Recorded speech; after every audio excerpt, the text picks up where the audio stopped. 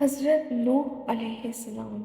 اہل کتاب کی تاریخ کے مطابق نوح علیہ السلام کی پیدائش اور آدم علیہ السلام کی وفات کے درمیان 146 برس کا فاصلہ ہے۔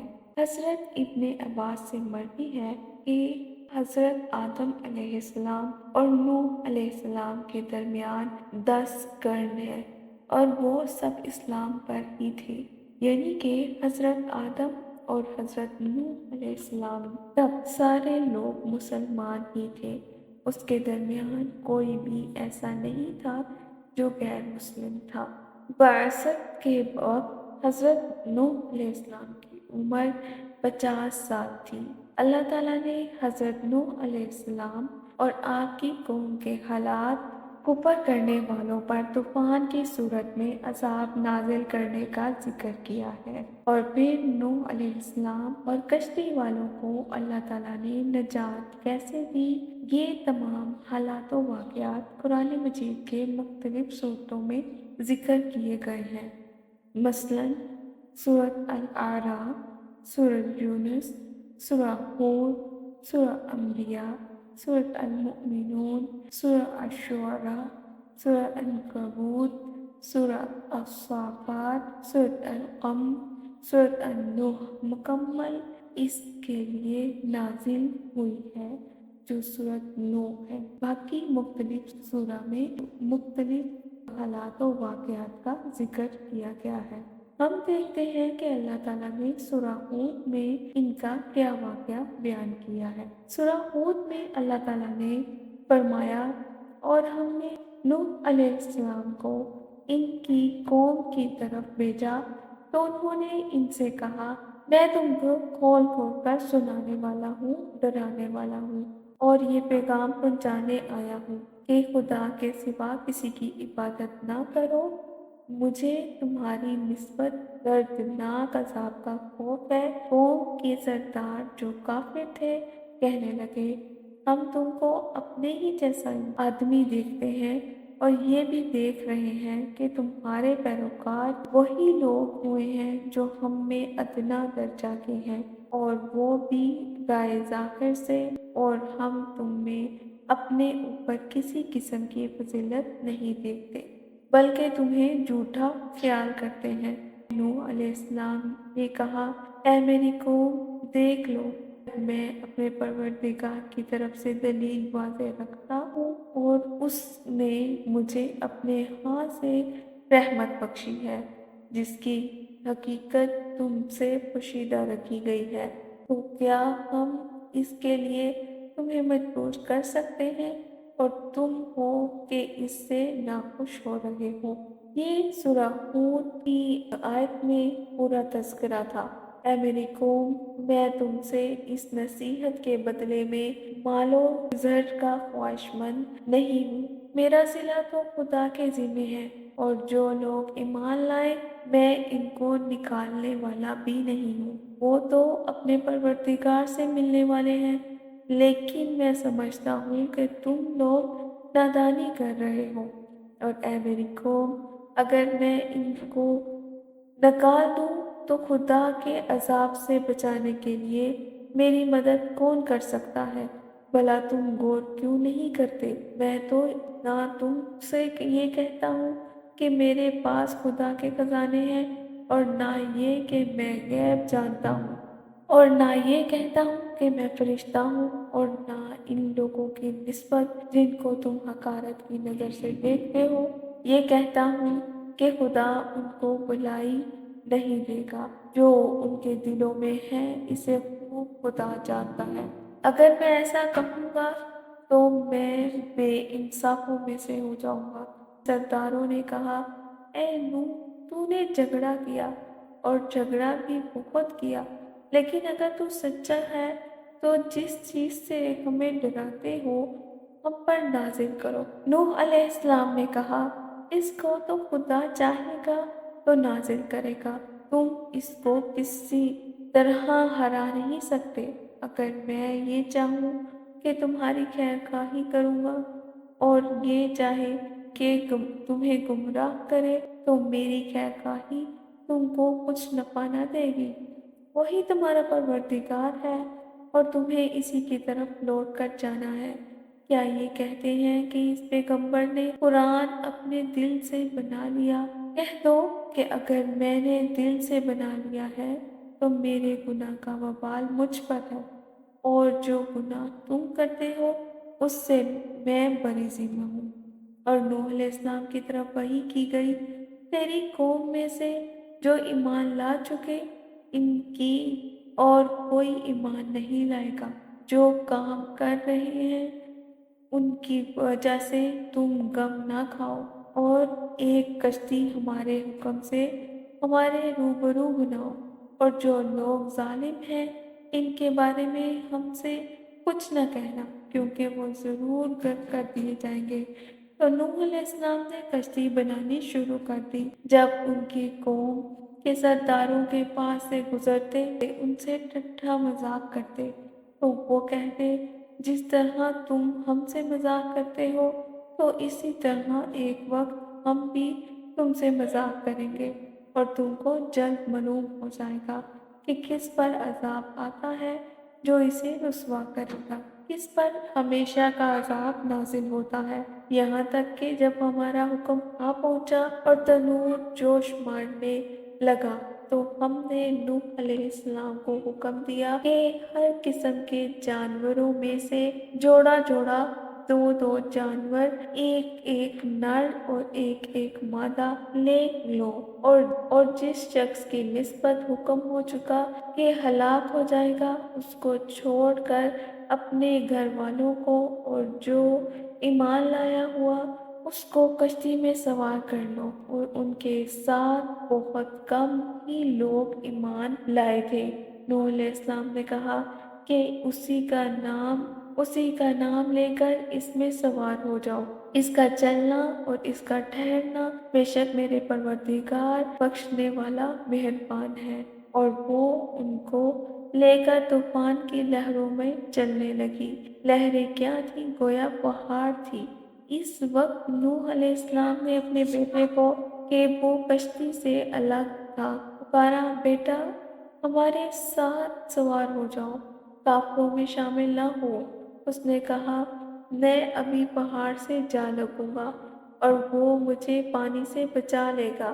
نوح علیہ السلام نے کہا، آج خدا کے عذاب سے کوئی بچانے والا نہیں ہے مگر جس پر خدا رحم کرے۔ اتنے میں دونوں کے درمیان لہر حائل ہوئی اور وہ ڈوب کر رہ گیا۔ حکم دیا گیا، اے زمین اپنا پانی نگل جا، اے آسمان تو تھم جا، اور پانی خشک ہو گیا اور کام تمام کر دیا گیا، اور کشتی جو تھی پہاڑ پر جا ٹھہری، اور کہہ دیا گیا، بے انصاف لوگوں پر لعنت ہے۔ اور نوح علیہ السلام نے اپنے پروردگار کو پکارا اور کہا، میرا بیٹا بھی میرے گھر والوں میں سے ہی تھا، تو اس کو بھی نجات دے، تیرا وعدہ سچا ہے اور تو سب سے بہتر حاکم ہے۔ اللہ تعالیٰ نے جواب دیا کہ اے نوح وہ تیرے گھر والوں میں سے نہیں ہے کیونکہ اس کے کام ہی ناشائستہ ہیں۔ تو جس چیز کی حقیقت ہی تم کو معلوم نہیں اس کے بارے میں مجھ سے سوال نہ کرو، اور میں تم کو نصیحت کرتا ہوں کہ نادان نہ بنو۔ نوح علیہ السلام نے عرض کی کہ میرے پروردگار تجھ سے پناہ مانگتا ہوں کہ میں تجھ سے ایسی چیز کا سوال کروں جس کی حقیقت مجھے معلوم نہیں۔ اگر تو مجھے نہیں بخشے گا اور رحم نہیں کرے گا تو میں تباہ ہو جاؤں گا۔ حکم ہوا، اے نوح علیہ السلام ہماری طرف سے سلامتی اور ان برکتوں کے ساتھ اتر جو تجھ پر ہیں، اور تیرے ساتھ ہی بہت سی جماعتوں پر، اور بہت سی وہ امتیں ہوں گی جنہیں ہم فائدہ تو ضرور پہنچائیں گے، پھر ہماری طرف سے ان کو دردناک عذاب پہنچے گا۔ یہ حالات غیب کی خبروں میں سے ہیں جو ہم تمہاری طرف بھیجتے ہیں، اور ان سے پہلے نہ تو تم ہی ان کو جانتے تھے اور نہ تمہاری قوم ہی ان سے واقف تھی۔ بس صبر کرو اور انجام پرہیزگاروں کا ہی بنا ہے۔ یہ تھا پورا واقعہ جو کہ قرآن میں اللہ تعالیٰ نے بیان کیا حضرت نوح علیہ السلام کے بارے میں۔ حضرت نوح علیہ السلام کے لوگوں میں، جو کہ ہم پہلے بیان کر چکے، کہ حضرت آدم علیہ السلام سے حضرت نوح علیہ السلام تک کے لوگ تمام لوگ جو تھے وہ اسلام پر تھے، وہ مسلمان تھے۔ اور ان میں بت پرستی کیسے آئی؟ ان میں بت پرستی ایسے آئی کہ تمام لوگ جب مسلمان تھے، ان اچھے اور نیک زمانہ کے لوگوں اور قوموں کے بعد ایسے ہلاک واقعات ظاہر ہوئے کہ جن کا نتیجہ شرک اور بت پرستی نکلا۔ قرآن کی آیت درج ہے، انہوں نے کہا اپنے معبودوں کو نہ چھوڑو اور نہ ہی بت سوا اور یاغوث، یعوق اور نصر کو چھوڑو۔ حضرت ابن عباس فرماتے ہیں کہ قوم نوح والے بت پرستی بعد میں عرب کے اندر پھیل گئی۔ حضرت آدم اور نوح علیہ السلام کے درمیانی زمانے کے نیک لوگ تھے اور ان کے بہت سے پیروکار تھے۔ جب یہ لوگ فوت ہو گئے تو ان کے اتباع کرنے والوں نے سوچا اگر ہم ان بزرگوں کی تصاویریں بنا کر اپنے پاس رکھ لیں تو ان سے ہمارا عبادت کا شوق زیادہ ہو جائے گا، کیونکہ ان سے ان کی یاد ہمارے ذہنوں میں تازہ رہے گی۔ اس ٹائم ان کو نہیں پتا تھا کہ یہ معاملہ شرک میں ملوث ہو جائے گا، تو یہ سوچ کر انہوں نے ان نیک لوگوں کی تصویریں بنا لی۔ پھر جب وہ فوت ہوئے تو ان کے بعد کے لوگوں کے پاس ابلیس آیا اور کہنے لگا تم سے پہلے لوگ ان کی عبادت کیا کرتے تھے، اسی وجہ سے ان پر بارش برستی رہتی تھی۔ تو ابلیس کے کہنے پر ان بعد والے لوگوں نے بھی ان کی عبادت شروع کر دی۔ بت یغوث، یعوق، نصر حضرت آدم علیہ السلام کی اولاد تھے اور بت ان سب سے بڑا تھا اور سب سے زیادہ نیکوکار تھا۔ بت کی پوجا کی ابتدا جہاں سے ہوئی اس کا تذکرہ اب کیا جائے گا۔ ابو المطر سے نے فرمایا لوگوں نے ابو جعفر باقر کے ہاں یزید بن محلب کا ذکر کیا۔ آپ نماز میں مصروف تھے۔ جب نماز سے فارغ ہوئے تو لوگوں نے سوال کیا کہ تم نے یزید بن محلب کا ذکر کیا ہے، وہ اس جگہ قتل ہوئے ہیں جہاں سب سے پہلے غیر اللہ کی عبادت کی گئی۔ پھر انہوں نے بت کا ذکر کیا کہ وہ نیک اور صالح آدمی تھے اور لوگ ان سے بہت محبت کرتے تھے۔ لوگ ان کی قبر پر جھک پڑے، وہاں گھڑیاں جاری شروع کر دی۔ جب ابلیس نے ان لوگوں کے غم اور پریشانی کا یہ حال دیکھا تو انسانی شکل و صورت میں ان کے سامنے آ کر کہنے لگا کہ تم اس شخص پر اتنی آہوازاری کر رہے ہو کہ میں تمہیں اس جیسی اس کی ایک تصویر نہ بنا دوں۔ وہ تمہاری مجلس میں رہے گی اور اس کی تصویر کی وجہ سے اس کی یاد تمہارے ذہنوں میں تازہ رہے گی۔ لوگوں نے کہا ہاں ٹھیک ہے، تو ابلیس نے ان کو ایک تصویر بنا دی اور اس تصویر کو ان لوگوں نے اپنی مجلس میں رکھ دیا اور اس کی یاد میں مشغول رہے۔ جب ابلیس نے دیکھا کہ وہ لوگ اس تصویر کے ساتھ زیادہ مگن رہنے لگے ہیں اور پھر اس نے کہا کہ کیا میں یہ تصویر ہر ایک کے لیے الگ الگ نہ بنا دوں اور وہ ہر ایک کے گھر میں رہے گی اور اسی طرح تم اس کو اچھی طرح یاد رکھ سکو گے۔ انہوں نے کہا ہاں۔ اب شیطان نے ہر گھر کے لیے الگ الگ ایک بت مورتی بنا دی۔ اسی طرح وہ لوگ اس نیک شخص کی یاد میں مصروف رہے اور اس کی اولاد یہ دیکھتی رہی۔ اس طرح نسل در نسل یہ سلسلہ چلتا رہا۔ آخرکار ان کی یاد کا سلسلہ ختم ہوا اور ان کی اولاد نے بت کی پرستش شروع کر دی۔ تو سب سے پہلے اللہ کے سوا بت کی پرستش کی گئی۔ جب زمین میں فساد پھیل گیا اور ہر طرف بتوں کی پوجا عام ہو گئی تو اللہ تعالیٰ نے اپنے بندے نوح علیہ السلام کو رسول بنا کر بھیجا تاکہ وہ ایک اللہ کی عبادت کی طرف لوگوں کو بلائیں اور غیر اللہ کی عبادت سے روکیں۔ حضرت نوح علیہ السلام سب سے پہلے رسول ہیں جو اللہ تعالیٰ نے زمین والوں کی طرف بھیجے۔ لوگ حضرت آدم علیہ السلام کے پاس آ کر کہیں گے کہ اے آدم، تو ابو البشر ہے، اللہ تعالیٰ نے اپنے ہاتھ سے آپ کو بنایا ہے اور آپ میں اپنی روح پھونکی ہے اور فرشتوں کو تجھے سجدہ کرنے کا حکم دیا تو انہوں نے آپ کو سجدہ کیا۔ اللہ تعالیٰ نے آپ کو جنت میں بسایا، کیا آپ ہمارے لیے اپنے رب سے سفارش نہیں کریں گے؟ کیا آپ ہماری پریشانی اور غم نہیں دیکھ رہے؟ تو حضرت آدم علیہ السلام فرمائیں گے، آج میرا رب سخت غصے میں ہے، اتنا غصہ پہلے کبھی نہیں آیا اور نہ آئندہ اتنا غضبناک ہوگا۔ اس نے مجھے ایک درخت سے روکا تھا اور میں نافرمانی کر بیٹھا۔ مجھے تو اپنی فکر ہے، میرے سوا کسی اور کی طرف جاؤ، نوح علیہ السلام کی طرف جاؤ۔ تو لوگ نوح علیہ السلام کے پاس آ کر کہیں کہ اے نوح علیہ السلام، تو زمین والوں کی طرف پہلا رسول ہے اور اللہ نے تیرا نام عبد الشکور رکھا ہے۔ کیا آپ ہماری کیفیت نہیں دیکھ رہے؟ جس مصیبت اور پریشانی میں مبتلا ہے اس کا آپ مشاہدہ نہیں کر رہے؟ کیا آپ ہمارے لیے اپنے رب سے سفارش نہیں کریں گے؟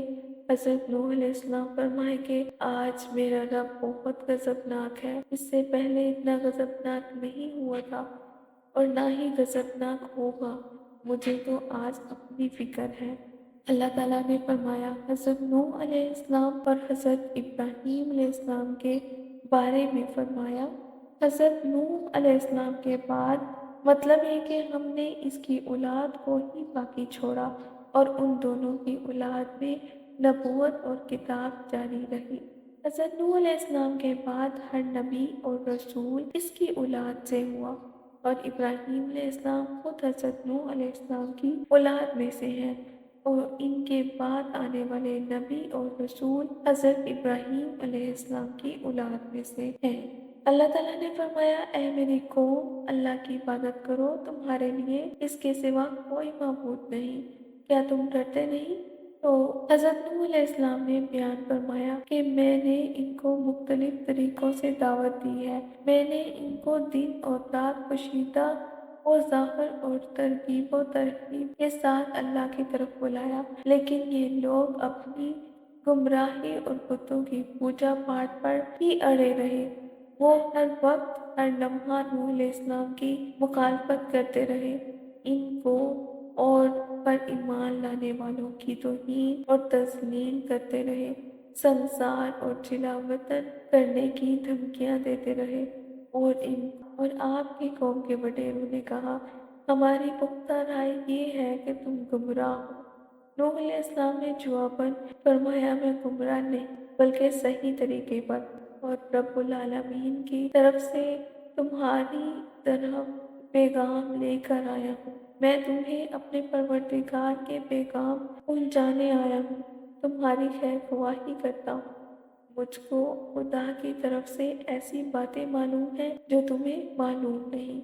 اللہ کا رسول اسی شان والا ہوتا ہے اور وہ اعلیٰ درجے کا فصیح و بلیغ اور خیر خواہ اور اللہ کی معرفت میں مثالی شان کا مالک ہوتا ہے۔ اس سب سے معلوم ہوا کہ نبی حضرت نوح علیہ السلام اللہ تعالیٰ کے پہلے رسول تھے اور اس کے بعد جتنے بھی رسول آئے وہ حضرت نوح علیہ السلام کی قوم کی اولاد میں سے تھے اور حضرت ابراہیم علیہ السلام کے بعد جتنے رسول آئے وہ حضرت ابراہیم علیہ السلام کی اولاد میں سے تھے۔ نوح علیہ السلام نے جب اپنی قوم کو دعوت دی کہ تم دین کی طرف آ جاؤ تو قوم کے سرداروں نے بڑی ہی حماقت کے ساتھ ان کو جھٹلایا اور ان کے پیروکاروں کو حقیر سمجھتے رہے۔ وہ کہتے تھے کہ تم میں ہم میں ایسی کوئی بات نہیں جو فرق رکھتی ہو یا پھر تم میں کوئی ایسا کچھ نہیں جو ہم تمہاری پیروکاری کریں۔ تو نوح علیہ السلام نے ان کو بار بار مسلسل ڈرانے کی کوشش کی، ان کو ظلم سے بچانے کی کوشش کی، مگر وہ کسی بات سے ماننے کو تیار ہی نہیں تھی، اور بلا کر ان پر سزا اللہ تعالیٰ کی طرف سے واجب ہو گئی۔ نوح علیہ السلام اور ان کی قوم کے درمیان بڑا لمبا عرصہ یہ بحث و مباحثہ مناظرہ جاری رہا، چنانچہ اللہ نے ارشاد فرمایا تو وہ ان میں 50 برس کم 1000 برس ٹھہرے، یعنی کہ 950 سال تبلیغ کی، بس ان کو طوفان کے عذاب نے آ پکڑا اور وہ ظالم تھے۔ اتنی لمبی مدت کے باوجود ان کی قوم سے بہت سے کم لوگ ان پر ایمان لائے۔ جب ایک دور کے لوگ دنیا سے رخصت ہوئے تو وہ اپنے بعد رہنے والوں کو تاکید اور وصیت کر جاتے کہ نوح کی مخالفت کرنا اور ان پر ایمان نہ لانا، اور جب بھی ان کی قوم کا کوئی بچہ جوان اور سمجھدار ہو جاتا تو وہ اور کلام کو سمجھنے کی قابلیت رکھتا تو والد اسے نصیحت کرتا کہ وہ پوری زندگی نوح علیہ السلام پر ایمان نہیں لائے گا، اور نوح علیہ السلام کے پورے دور میں وصیت کرنے کا یہ معاملہ جاری اور ساری رہا۔ جب نوح علیہ السلام نے دیکھا کہ میری قوم ہر طریقہ اور ہر طرح سے تکلیف پہنچانے اور مخالفت کرنے میں ایڑی چوٹی کا زور لگا رہی ہے، اب ان میں رشد اور ہدایت کی کوئی گنجائش ہی نہیں رہی، تو نوح علیہ السلام مایوس ہو گئے اور غصے میں آ کر ان کے حق میں بددعا کر دی، اور اللہ تعالیٰ نے ان کی دعا کو قبول فرمایا۔ اس لیے دوسری جگہ قرآن پاک میں فرمایا، تحقیق ہمیں نوح نے پکارا، بس ہم اچھا جواب دینے والے ہیں، بس ہم نے اس کو اور اس کے گھر والوں کو ایک بڑی مصیبت سے نجات دی۔ رسول اللہ صلی اللہ علیہ وسلم نے فرمایا کہ قیامت کے دن نوح علیہ السلام اور ان کی امت آئیں گی اور اللہ تعالیٰ نوح علیہ السلام سے فرمائیں گے، اے نوح، کیا تو نے میرے پیغامات اپنی قوم تک پہنچائے تھے؟ نوح علیہ السلام عرض کریں گے، ہاں میرے پروردگار۔ تو اللہ تعالیٰ آپ کی امت سے پوچھیں گے، اے امت، کیا اس نے تمہیں میرے احکامات پہنچائے تھے؟ وہ کہیں گے، نہیں، ہمارے پاس کوئی رسول نہیں آیا تھا۔ اللہ تعالیٰ نوح علیہ السلام سے فرمائیں گے، تمہارا گواہ کون ہے؟ وہ عرض کریں گے، محمد صلی اللہ علیہ وآلہ وسلم اور ان کی امت۔ بس میری امت گواہی دے گی کہ نوح علیہ السلام نے پیغام پہنچائے تھے۔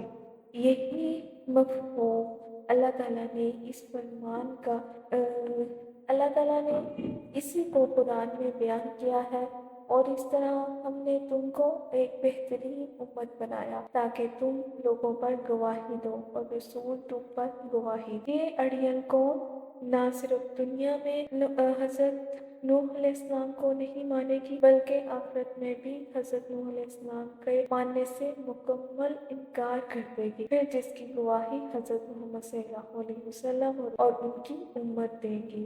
جب اللہ تعالیٰ نے نوح علیہ السلام کی دعا قبول کی تو اللہ نے حکم دیا کہ زمین میں ایک درخت لگاؤ تاکہ وہ تیار ہو جائے، تو اس کی لکڑی سے کشتی بنائی جائے۔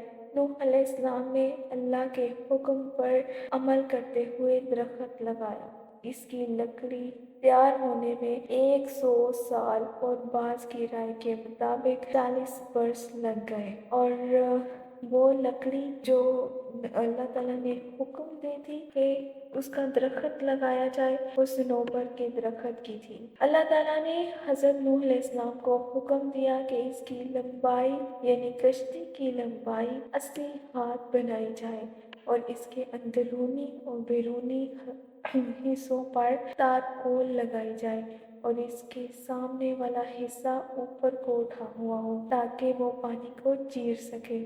اس کشتی کی جو چوڑائی تھی وہ 50 ہاتھ تھی، اور اس کی بلندی 30 ہاتھ تھی، اور وہ کشتی 3 منزلوں پر مشتمل تھی، ہر منزل 10 ہاتھ اونچی۔ نچلا حصہ چوپاؤں اور جنگلی جانوروں کے لیے تھا، اور درمیانی حصہ انسانوں کے لیے تھا، اور ان سب سے اوپر والا پرندوں کے لیے مخصوص تھا۔ اس کا دروازہ چورائی کی جانب تھا اور اس کو اوپر سے ایک ڈھکن سے مکمل طور پر بند کر دیا گیا تھا۔ اللہ تعالیٰ نے فرمایا کہ نوح علیہ السلام نے دعا کی، اے میرے رب میری مدد فرما، کیونکہ انہوں نے مجھے جھٹلایا ہے۔ اور اس سے اگلی ہی آیت میں اس کا خلاصہ یہ ہے کہ اے نوح، ہمارے حکم کے مطابق اور ہمارے سامنے کشتی تیار کرو تاکہ ہم درست کام کرنے پر ساتھ ساتھ تیری رہنمائی کرتے رہیں۔ بس جب ہمارا حکم آیا اور طوفان جوش مارنے لگا تو ہر چرند اور پرند اور جانور کا ایک جوڑا کشتی میں سوار کر اور اپنے گھر والوں کو بھی، مگر جن کے متعلق ہمارا فیصلہ ہو چکا۔ تنور سے مراد یہاں پر روئے زمین مراد ہے، یعنی زمین کے تمام اطراف میں پانی باہر نکالنا شروع کر دیا، حتیٰ کہ تنور جو آگ کی جگہ ہوتی ہے اس سے بھی پانی جوش مارنے لگا۔ اسی طرح جب پانی تنور سے نکلنے لگا تو اللہ تعالیٰ نے ہر ایک کو سوار کرنے کا حکم دیا، جو تابعدار بندے تھے اور جانور اور پرندے۔ یعنی اللہ تعالیٰ نے پہلے ہی نوح علیہ السلام کو بتا دیا تھا کہ جب میرے حکم کے مطابق عذاب طوفان کا آ جائے تو ہر قسم کے حیوانات میں سے ایک ایک جوڑا اور کھانے کی مناسب چیزیں کشتی میں سوار کر لینا تاکہ نسل قائم رہ سکے، اور ساتھ ہی اپنے گھر والوں کو بھی سوار کر لینا جن کے بارے میں اللہ تعالیٰ فیصلہ کر چکا، یعنی جو کافر ہیں تو ان پر تیری دعا نافذ نہ ہوگی اور اللہ کا عذاب ان کو اپنی لپیٹ میں لے لے گا، ان سے عذاب نہیں ٹل سکے گا۔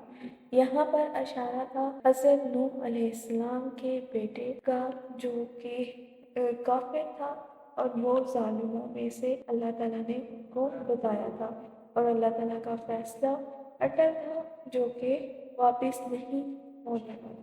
سب سے پہلے پرندوں میں سے کشتی میں طوطا سوار ہوا اور جانوروں میں سے آخری جانور گدھا داخل ہوا، اور ابلیس گدھے کی دم پکڑ کر کشتی میں سوار ہو گیا۔ یہ حضرت ابن عباس نے بھی یہی فرمایا ہے۔ اللہ تعالیٰ نے حضرت نوح علیہ السلام کو یہ بھی حکم دیا تھا کہ جب اس میں سوار ہو جاؤ تو اور اللہ کے نام کے ساتھ ہی اس کا چلنا اور ٹھہرنا ہے، بے شک میرا رب بہت بخشنے والا ہے اور بہت مہربان ہے، یعنی کہ اس میں چلنے کی ابتدا اور انتہا اللہ کے نام کے ساتھ ہے۔ میرا رب معاف کرنے والا ہے اور مہربانی کرنے والا ہے اور دردناک سزا والا بھی ہے۔ مجرم قوم سے اس کی سزا اور عذاب دور نہیں کیا جا سکتا، جیسے کفر کرنے والے اور غیر اللہ کی عبادت کرنے والے لوگوں پر ان کا عذاب نازل ہوا۔ اور کشتی کی کیفیت کو اللہ نے اس طرح بیان کیا کہ وہ پہاڑوں جیسی موجوں میں ان کو لے کے چل رہی تھی، کیونکہ زمین پر اللہ تعالیٰ نے اتنی بارش کر دی تھی کہ اس سے پہلے اور اس کے بعد کبھی اتنی بارش نہیں ہوئی، گویا مشکوں کے منہ کھول دیے گئے ہوں اور تمام کناروں اور راستوں سے زمین کو پانی ابلنے کا حکم دے دیا تھا۔ مفسرین کی ایک جماعت نے کہا کہ زمین میں پانی پہاڑ کی چوٹی پر سے 15 ہاتھ اوپر اونچا ہو گیا تھا، اور اہل کتاب کے ہاں بھی اسی طرح ہے۔ اس نے زمین کے طول و عرض، نرم و سخت پہاڑی میدانی ریتلے ہر قسم کے علاقے کو گھیرے میں لے لیا، اور روئے زمین پر کوئی آنکھ حرکت کرنے والی باقی نہ رہی، اور نہ چھوٹوں اور نہ بڑوں میں سے کوئی زندہ رہا۔ اور نوح علیہ السلام نے اپنے بیٹے کو پکارا جبکہ وہ الگ تھلگ تھا، اے میرے بیٹے، ہمارے ساتھ کشتی میں سوار ہو جا اور کافروں میں سے نہ ہونا۔ اس نے جواب میں کہا، میں ابھی پہاڑ سے جا لگوں گا، وہ مجھے پانی سے بچا لے گا۔ نوح علیہ السلام نے فرمایا، آج خدا کے عذاب سے کوئی بچانے والا نہیں مگر جس پر خدا رحم کرے۔ اتنے میں ان دونوں کے درمیان لہر قائم ہوئی اور ڈوب کر رہ گیا۔ یہ نوح علیہ السلام کا بیٹا یام تھا۔ یہ سام حام یافس کا بھائی تھا، اور یہ بھی کہا گیا ہے کہ اس کا نام کنعان تھا۔ وہ کافر تھا، اس کے اعمال اچھے نہ تھے۔ اس نے اپنے باپ کے دین اور مذہب کی مخالفت کی، جبکہ نوح علیہ السلام کے اجنبی اور غیر رشتے دار لوگ نجات پا گئے، کیونکہ انہوں نے حضرت نوح علیہ السلام کے دین کی تابعداری کی۔ عذاب ختم ہونے کے بعد جب روئے زمین پر پانی خشک ہوا اور زمین پر چلنا اور ٹہلنا ممکن ہوا، تو اللہ تعالیٰ کی طرف سے نوح علیہ السلام کو حکم ہوا کہ کشتی سے اتر جاؤ، اور کشتی تیرتی ہوئی جودی پہاڑ پر پہنچ گئی تھی۔ یہ جزیرے میں ایک مشہور پہاڑ۔ اللہ تعالیٰ نے فرمایا، اے نوح، سلامتی کے ساتھ اتر، تجھ پر برکت ہو اور ان امتوں پر بھی جو تیری اولاد سے بھی پیدا ہوں گے سلامتی ہے، کیونکہ اللہ تعالیٰ نے آپ کے ساتھ سوار ایمان والوں کی نسل کو اور اولاد کو زندہ نہیں رکھا۔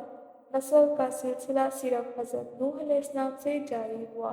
اللہ تعالیٰ کا ارشاد ہے، اور ہم نے صرف ان کی اولاد کو باقی رکھا۔ آج روئے زمین پر اولاد آدم کی جتنی قومیں آباد ہیں، وہ حضرت نوح علیہ السلام کے 3 بیٹوں سام، حام، یافس کی طرف منسوب ہیں۔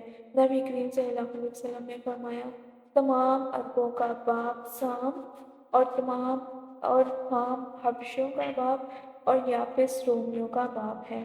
جب نوح علیہ السلام کی وفات کا وقت قریب آیا تو انہوں نے اپنے بیٹے کو فرمایا، میں تجھ کو نصیحت کرتا ہوں، 2 چیزوں کا حکم دیتا ہوں اور 2 چیزوں سے روکتا ہوں۔ میں تجھے لا الہ الا اللہ کے ذکر کرنے کا حکم دیتا ہوں، کیونکہ اگر 7 آسمان اور 7 زمین ایک پلڑے میں رکھ دیے جائیں اور لا الہ کو دوسرے پلڑے میں رکھ دیا جائے تو لا الہ الا اللہ حاوی اور بھاری ہو جائے گا، اور سبحان اللہ و بحمدہ سبحان اللہ العظیم پڑھنے کا حکم دیتا ہوں، کیونکہ اللہ کی تمام مخلوق اسی کے ساتھ اللہ کی تعریف بیان کرتی ہے، اور اسی کے ساتھ پوری مخلوق کو روزی دی جاتی ہے۔ اور میں تجھ کو 2 چیزوں سے روکتا ہوں، ایک شرک اور دوسرا تکبر۔ نبی صلی اللہ علیہ وسلم سے لوگوں نے پوچھا کہ شرک کا مطلب تو پتہ چلتا ہے، لیکن تکبر کا مطلب کیا ہے؟ آپ صلی اللہ علیہ وسلم نے فرمایا، تکبر یہ ہے کہ حق بات کا انکار کیا جائے اور لوگوں کو حقیر سمجھا جائے۔ حضرت نوح علیہ السلام طوفان آنے سے پہلے اپنی قوم میں 950 سال ٹھہرے۔ نوح علیہ السلام کی بعثت 480 برس کی عمر میں ہوئی، اور طوفان کے بعد وہ 350 برس زندہ رہے، تو ان کی کل عمر 1780 برس بنتی ہے۔ نوح علیہ السلام کی قبر مسجد حرام میں ہے۔ یہ بات سب سے قوی اور مضبوط رائے رکھتی ہے